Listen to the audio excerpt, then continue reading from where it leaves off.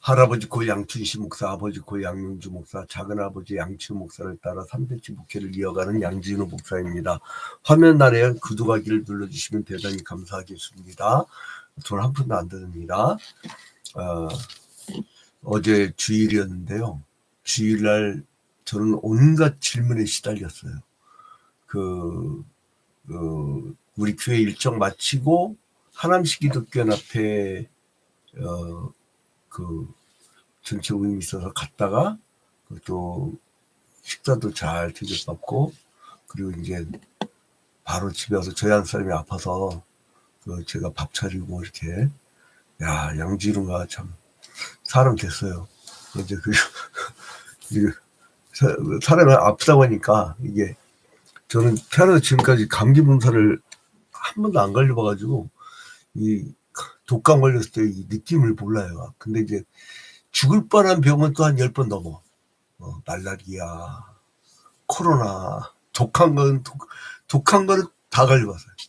근데 이제 엄청난 게 그 고통을 겪어봤었는데, 독감은 아직 느낌은 없어요. 근데 이제 아무튼 그렇게 해주는데 이런 질문들을 받으면서 어떤 질문을 받았냐면, 목사님, 12.3 계엄령 내란 후에 현직 대통령이 구속되는 초유의 사태가 벌어지고, 그 서부지법에서 구속 적부심을 판결을 했더니, 막 기독교인 중에 그 사람들이 앞장서가지고 옛날 반세기 전에 서북 청년단처럼 제일 앞장서가지고 저렇게 서부집을 다 파괴시켜놨는데, 그때 막 맞서 싸우자고 주동한 사람들도 목사님이요.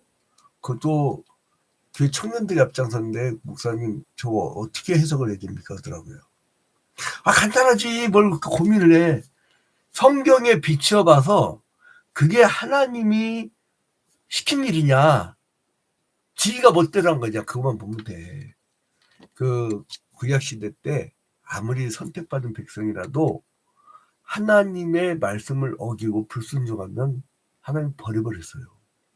근데 하나님을 사랑해갖고 택해주고 싶은데, 그래서 이 하나님의 선택은 100%의 책임이 있어요. 그런데 선악과를 따먹느냐 따먹지 않느냐의 문제, 이걸 아담의 가변성이라고 합니다, 신학적으로. 그리고 희한하게 뭐냐면, 우리가, 여러분 중세 로마 가톨릭 교회로부터 종교개혁에서 나왔다니까 무슨 교회 수평이동하듯이 그렇게 나온 게 아니에요. 교회가 곧 국가 권력이던 시절이에요. 교회가 곧 국가 권력이던 시절. 그래서 우리가 종교개혁에서 나오잖아요. 그러니까 교회법으로 가지고 그 사람들 뭐냐면, 지구가 둥글다고 했던 코페르니쿠스를 화형시켜 죽여버리고, 만약에 패스트 같은 전 유럽에 전염병이 돌면 마녀를 잡아. 성경에도 안 나오잖아. 성경에도 안 나오는 것 같고 마녀 화형시켜 죽여버렸다니까. 그러니까 한쪽은 종교개혁을 일으키고, 16세기에 한쪽은 종교개혁을 일으키고, 한쪽은 무슨 일이 있었냐면 문해부흥이 일어나요. 문해부흥. 그러니까 사람들이 이전까지는 종교와 감정의 시대라면, 이 사람들이 이제 이 정신을 차린 거야. 이성을 갖기 시작해. 그리고 종교법이 아니라 이제는 성경으로 돌아가자 이거예요. 그러니까 이 문해부흥이 없었으면 성경으로 돌아가자는 운동도 힘들었을 거예요. 이게 같이 맞아 떨어진 거예요. 그래서 1588년부터 1679년에 살았던 토마스 홉스라는 사람이 이때 나와요. 토마스 홉스. 토마스 홉스가 나오는데, 이 토마스 홉스는 누구냐면 잉글랜드의 가난한 교회 목사였어요. 아버지가 가난한 교회 목사인데 목회 안 되는 거야. 그래서 아버지가 어떻게 되면 좌절해갖고 알코올 중독자가 돼요. 알코올 중독자가 돼요. 내가 주변에 교회가 좀 잘한다고 해서 목회를 때려치는 사람들을 한두 번 본 게 아니야. 왜 때려쳐?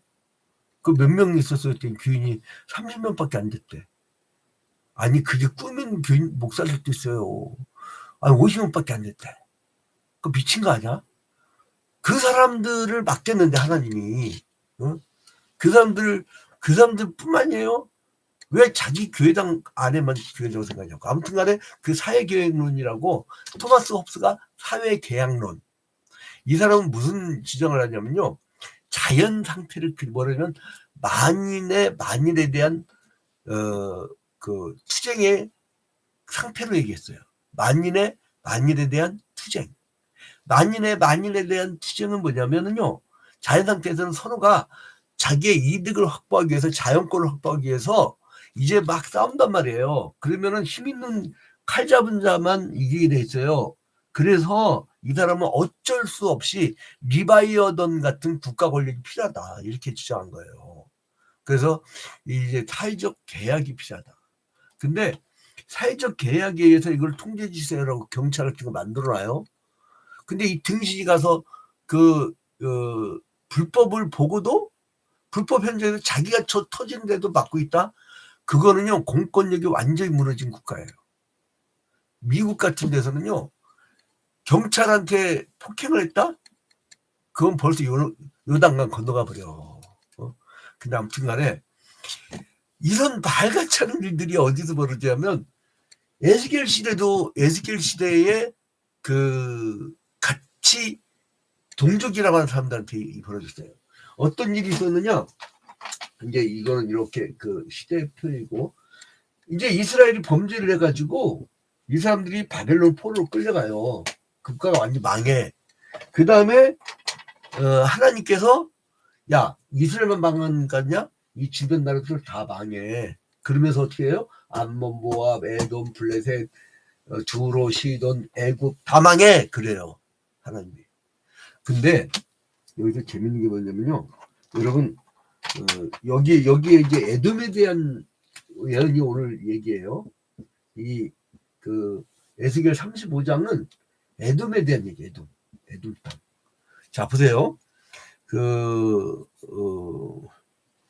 3절 이르기를 주 여호와께서 이같이 말씀하시되 세산아 내가 너를 대적하여 내 손을 내 위에 펴서 네가 황무지와 공포의 대상이 되게 할지라. 이 세산이 어디냐면요. 세산이 여기 에돔에 있는 건데 그러니까 에돔을 뭘 표현하냐면 세일산 표현해요. 세일산.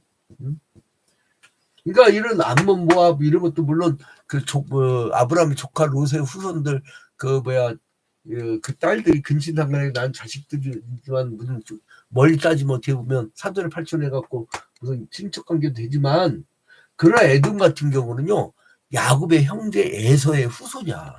직접 관계예요. 그런데 이 에돔에서 이미 멸망 예언을 했어요. 어디서 했어요? 25장에서 했어요. 기억나시죠? 기억 좋은 사람들은 다 기억하더만. 근데 나는 죄송하지만요. 설교하고 나면 까먹어. 나도 그것도 은사야. 그러니까 새로 공부해야 돼. 그러니까 막 끊임없어. 그 새로 공부해도요. 모르겠어. 어제 우리 장로님 중에 한 분이 그러더라고요. 목사는 말이야 처박혀갖고 기도하고 하루 종일 말씀 연구하고 일주일 내내 이 목회에 집중해야지. 딱 듣는데 그게 맞는 말이다. 들어보니까. 그러니까 왜냐면 인생을 하나님께 바쳐버리는 거잖아요. 그러니까 굶어 뒤지든 말든 이제 무조건 이제 주의 길을 가는 거죠. 근데 아무튼간에 24장까지는 이스라엘 백성의 죄악과 멸망 예언을 했는데 25장부터 32장까지는 이방의 죄악과 멸망 예언을 다뤘잖아요. 근데 이제 33장부터 39장까지는 뭐에 대한 거였어요? 멸망당한 이스라엘의 회복. 여러분 바벨론 포로 끌려왔는데 무슨 소망이 있어요? 포로 상태인데. 우리는 식민지 겪어봐서 알잖아요. 일제시대 때. 그 식민지 되니까 어때요 여러분? 저는 일본군 위안소 그 모형도 가봤어요. 지난주에. 그리고 안중근 의사가 루이슨 감옥에 있던 그 감옥의 모형도 들어가 보고 진짜 눈물 나요. 농민들 있잖아요. 농민들 우리 땅이야 원래 우리 땅인데 일본 놈들이 와서 땅을 빼앗아. 근데 이제 나는 희한한 게 뭐냐면 있잖아요.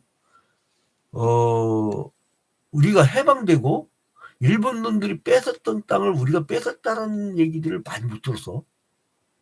소송을 걸어도 그렇게 힘들대. 다시 되찾기가. 그러면 그놈 일본 놈들이 뺏어갔던 그 땅이 다 어떻게 됐을까? 그걸 왜 역사적으로 얘기를 안 해? 왜 목사님들은 그 신사참배죠 얘기를 안 할까? 자꾸 이제 괴롭히지 말라고 하더라고 저한테. 연세 많이 드신 목사님이 너도 그때 살았어. 너도 그랬을 거다 그러더라고요. 근데 나 안 그래. 저는 엄혹한 시대에도 불의는 불의라고 했어요. 그러면 이제 박살 나는 거지. 이제 그 선지자 전통이라고 하는데 선지자 전통대로 살면 힘듭니다. 힘들어요. 그래서 이 정통 성경주의로 살기 싫으면 목회 안 하는 게 좋아. 여러 사람들한테 피해를 줍니다. 아무튼 이 에돔의 제약과 멸망에 대한 예언을 말하고 있는데 이걸 보면서 우리 시대를 자꾸 보게 돼요. 아마 그러면 그런데 뭐가 감사하냐면 이 에돔을 치면서 심판하는데 이 바벨론의 포로로 끌려갔던 에스겔에게 에돔을 친다는 건 뭐냐면 희망이에요. 여러분 적의 멸망은 아군의 승리입니다. 단지 신채호 선생이 조선상고사 서원에 보면 제가 이제 중학교 때 그 열심히 읽은 책인데 그때 이제 서원에 보면은 역사는 뭐냐 아와 타의 투쟁의 관계다. 그러니까 아마도 그 내가 이렇게 추정하는데 그 당시 신채호 선생도 저쪽 북방 쪽에서 많이 살았으니까 그 아마 이 변주법적 사고 철학에 대해서 영향을 많이 받았지 않나 이렇게 추정을 하는데 아무튼 굉장히 그 우리나라에서는 어떻게 보면 최고로 그 존경받는 사학자죠. 근데 이 양반이 뭐 그 독립이 될 때까지 내가 엎드려서 퇴소하지 않냐 그래갖고 퇴소하고랑 못 다 젖어버릴 때 그걸 또 너무 곤조고 사람 유두리가 있어야지. 아무튼 간에 이 에돔에 대한 하나님의 심판을 기술하는데요. 그러니까 우리가 이 전에 34장에서 뭘 봤어요?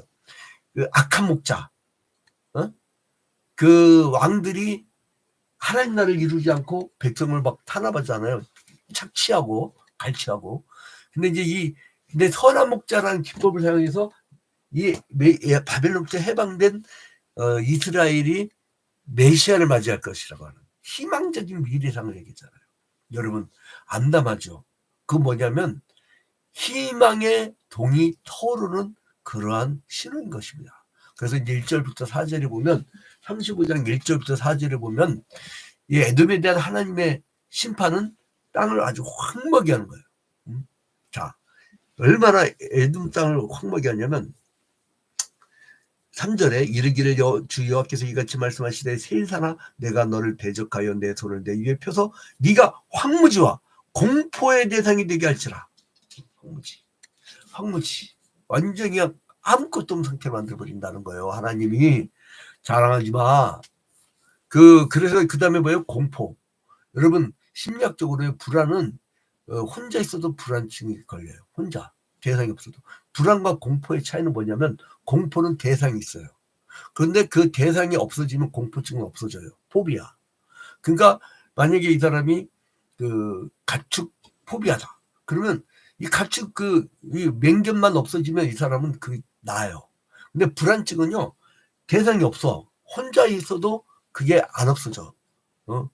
그 이제 가끔 저에게 오는 내가 이제 좀 이렇게 정신적으로 이렇게 상담하는 어떤 청년 하나가 있는데 굉장히 우울증에 힘들어했죠. 굉장히 부유한 집안인데도 그 우울증에 빠져가지고 제가 이제 너 자살 충동이라면 5분 전에 꼭 전화해라. 그래갖고 제 핸드폰 잘 때도 무음으로 안고 계속 켜놓는 이유가 그거예요. 그러면 전화가 오면 상담을 1시간 정도 상담하다 보면 나 자살 안 할게요 이래요. 그러니까 여러분 뭐냐면 사람들이 왜 죽냐면 외로워서 죽는 거예요. 사회적 외로움, 로니스트. 충격적인 게 뭐냐면 우리 지금 대한민국 잘 산다고요? 청년들 40% 이상이 지금 로니스트증이에요. 애들이 아주 외로움증에 빠져있다고요. 혼자 있기로 하라고. 혼자 살고. 이거 국가 공동체 매우 위험합니다. 매우 위험합니다. 근데 여기서 공포의 대상이 되지 않을지라. 그럼 뭐예요? 두렵고 떨게 만든 대상이 있다는 거예요. 뭔가 대상이 있어가지고 네가 공포의 대상이 되죠. 그다음에 4절에 내가 네 성읍들을 무너뜨리며 성읍도 무너뜨린다. 여러분 옛날에는 아까 얘기했듯이 토마스 홉스가 자연의 상태를 만인에 대한 투쟁의 관계라고 얘기했잖아요. 근데 막 전쟁할 때 막 침략하는 게 힘센 놈이 다야. 최고야. 그럼 이제 어떻게 되면 성을 무너뜨리면 어떻게 돼? 보호를 못해. 잘 때. 어떻게 잠을 자? 응? 그래서 네가 황폐하게 되니 네가 나를 여호와인 줄 알려. 왜 하나님이 에돔을 멸망시키느냐? 하나님인 줄 알게 하려고. 그래서 이제 에돔에 대한 적대감이 5절부터 9절에 쭉 나와요. 그 다음에 이제 이 에돔이요, 이스라엘을 소유하려고 얼마나 그렇게 괴롭혔는지 그게 10절부터 13절에 나와요. 괴롭힌 게 다 기록이 나와요.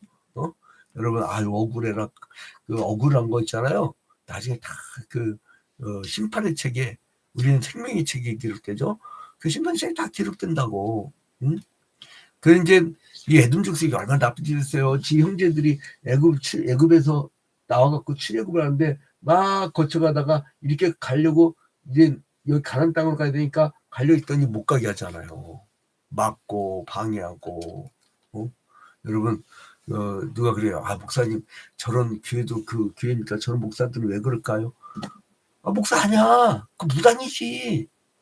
무당 새끼가 무당 집단 좋다고 막 주술사 그룹 좋다고 막 거기를 도와주고. 그러면 그게 목사 무당이지 뭐예요? 10계명의 1계명부터 3계명까지는요. 하나님은 다른 신을 두는 거, 우상, 형상 만드는 거, 주술사 제일 싫어합니다. 아주 막 치가 떨리기 싫어요. 구약시대 때는 돌 쳐서 죽여버리라고 했거든요. 하나님이. 근데 신약시대 때는 예수 그리스도의 십자가의 보혈 피로 말미암아 우리 대신해서 죽어주심으로 말미암아 그 법이 써있기만 하지 하나님이 그런 심정만 있지 그렇게 하질 않아요. 근데 나는 진짜 어떨 때는 구약시대 때 좀 저렇게 해버려야 되지 않나 그런 생각하는데 우리 주님은 왜 이렇게 사랑이 많으셔갖고 그래서 이제 에돔의 잘못은 이스라엘에 대해서 뿌리 깊은 적대감을 갖고 있었고 서로 간에 이제 국가적 차원의 공모를 해요. 국가적 차원의 공모를 하면요, 여러분 힘없는 사람 죽어버립니다. 자, 그럼 이제 이 요단강 동편에 있었던 이 세일산, 약간 남쪽으로 있는데 아무튼간에 이 이스라엘 백성을 대전을 가는 에돔을 심판해버리겠다. 아니 근데 어느 상황에 에스겔 바벨 포로가 잡혀가 있는 상황인데 이때 에돔을 쳐버리겠다. 이거 무슨 뚱딴 짓이 한참 역사가 지나간데 하나님이 뭐냐면 하나님의 자녀를 괴롭힌 자에 대해서는 하나님이 품고 있다는 거예요. 세월이 지나도. 그것이 재림예수가 심판대 앞에 세울 때의 그 심정이라는 거예요. 근데 이스라엘 백성들에게는 하나님의 살아계심과 주권적인 능력을 확인시켜준 거예요. 너 에돔 때문에 괴로웠지. 내가 좀 쳐버린다. 네가 하는 게 아니야. 내가 하는 거야. 이거죠. 에돔의 심판은 이스라엘 구원을 보증하는 하나님의 눈에 보여주는 주권적 행위란 거예요. 그러니까 하나님이 에돔에 대한 적대에 대한 적대적 선언이란 거예요. 자, 그래서 이제 예수의 후손인 이 에돔을 쳐버린다고 하는 이제 이 사람들은 험준한 산악지대에 거주했잖아요. 그리고 이제 항상 그러니까 산악지대에 사는 사람들은 소위 보면 저 평지 땅을 갖고 싶어요. 그래서 맨날 이렇게 쳐들어오고 또 바벨론과 여기 이 바벨론과 동맹을 맺고 이스라엘 계속 괴롭혔어요. 그러니까 그게 배경에 있으니까 여기에 보면 세일산아 나오잖아요. 에돔이란 말이 안 나와. 세일산이라는 말밖에 안 나와. 35장에. 근데 그 세일산은 어디냐면 에돔이에요. 에돔. 그러니까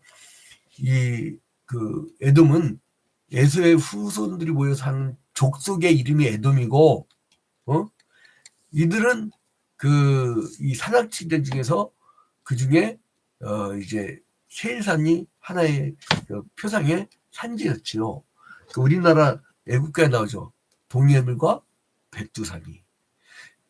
백두산. 우리나라의 상징의 산 아니에요. 우리 민족의 상징의 산. 영지라고 하죠. 성지락까지 하면 안 되고. 아무튼 근데 1718 날 도둑놈 새끼들이 일제시대 때 우리 애국가를 동해물과 백두산이라고 했어. 왜 그걸 못 고쳐? 한국해지. 고종이 왜 폐위당한 줄 알아요? 지도에다가 동해를 빼버리고 대한해 그걸 집었는데 바로 폐위시켜버린 거예요. 여러분 동해는요, 미국도 동해 있고 영국도 동해 있고 호주도 동해 있고 다 동해가 있어.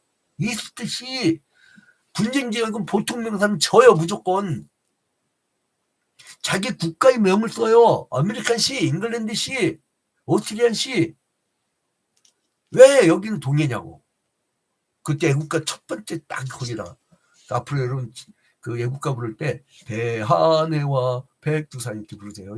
아무튼 그 애돔은 에서의 자손들 모여서 사는 족속인데 이 사람들은요 얼마나 힘이 세요. 근데 이 사람들 근데 문제가 뭐냐면 큰 차이가 있어요.